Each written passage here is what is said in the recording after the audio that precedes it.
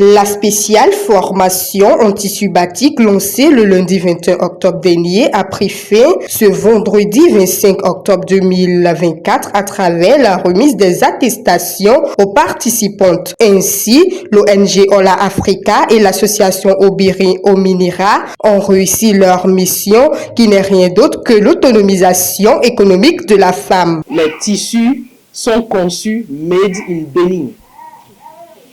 La matière première a été faite au Bénin, le tissu coton.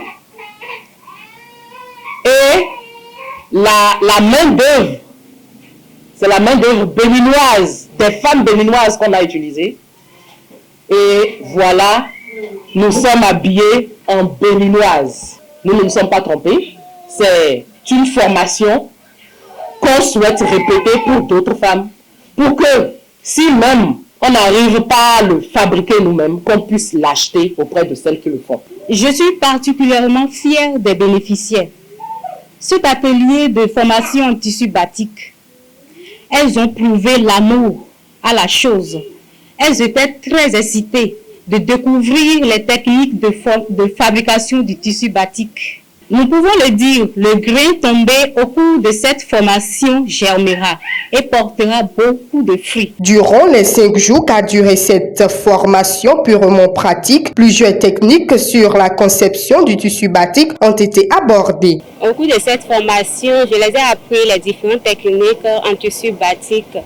Et comme il y a plusieurs techniques, on n'a qu'une seule semaine, elles ont toutes les techniques. Mais je les ai plus formées sur la technique de la scie qui constitue à mettre de la scie sur le tissu sous forme de tampon.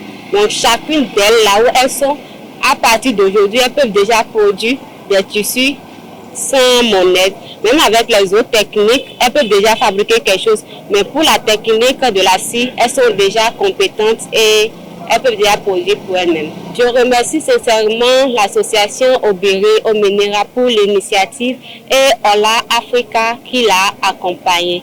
Et j'aimerais que cette activité ne soit pas la dernière, que beaucoup d'autres jeunes filles, jeunes femmes puissent en bénéficier. Les participantes repartent avec beaucoup de notions, lesquelles leur permettront de concevoir désormais leur propre motif de tissu batik. D'abord, je tiens à remercier sincèrement la formatrice et la présidente de l'association Obiri Ominira pour cette initiative. Vraiment, c'était une très bonne initiative. Ça nous a permis à connaître